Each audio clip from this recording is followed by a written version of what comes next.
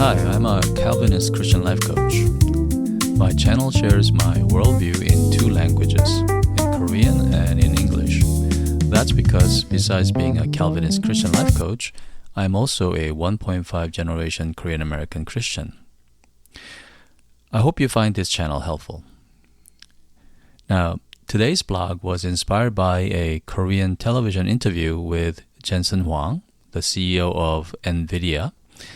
He's also one of the most recognized figures in the world of technology today. Now, I'll be honest, I stumbled across this interview while I was goofing off, but something in it stopped me. Here's a man who built one of the most valuable companies in the world, and yet he has never stopped being afraid. Not 30 years ago when Nvidia was literally 30 days from bankruptcy, not 20 years ago, not 10. No, today he's still afraid every single morning according to him. So in the interview, the host offered Jensen Huang a simple choice. It's one of those choose between these two options kind of a question.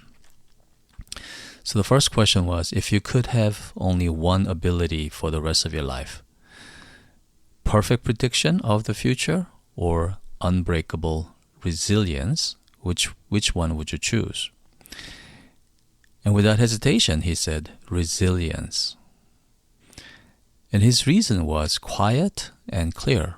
Even perfect prediction still requires the capacity to respond. And resilience means you can handle whatever comes, known or unknown. And then he said something I haven't been able to forget. He said, intelligence is easy, knowledge is easy, but character is hard. Resilience is hard. That can only be galvanized and shaped through life experience, giving yourself the opportunity to fail and come back.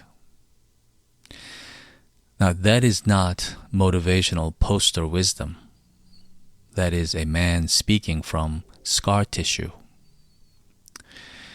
One of my favorite researchers, Brené Brown, has spent decades studying vulnerability and courage. In her book, Daring Greatly, she writes that vulnerability is not weakness. It is our greatest measure of courage. What Jensen Huang described, waking up afraid, leading anyway, absorbing failure publicly, and returning, is exactly what Brown means by courage. The willingness to show up when you cannot predict or control the outcome. Working with people in hard seasons, I noticed this pattern. There are parts of us that want to control, predict, and simply make the difficulty stop. And those parts are not bad. But when they run the show, we stop growing, we stop risk-taking, and we stop becoming. But here is what I kept coming back to as I watched this interview. A man this successful, still this afraid.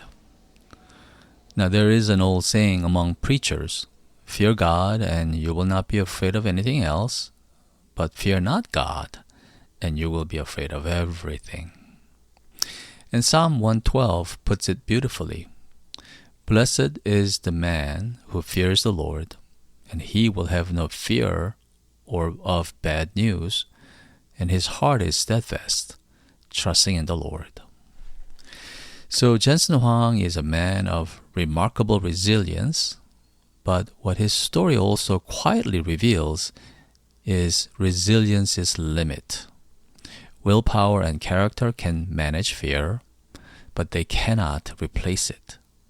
Only a greater, deeper fear, the fear of the Lord, displaces all the others. So the scriptures do not promise us a life free of adversity. They promise something far more useful. James chapter 1, verses 2 through 4. Consider it pure joy, my brothers and sisters, whenever you face trials of many kinds, because you know that the testing of your faith produces perseverance. Let perseverance finish its work so that you may be mature and complete, not lacking anything. The Greek word translated perseverance, hypomone, carries the sense of remaining under a weight rather than fleeing it. Imagine that, remaining under a weight.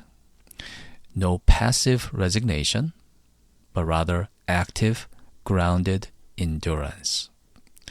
David Paulson of CCEF observed that darkness, loss, and disillusionment are among the very means by which God shapes genuine faith.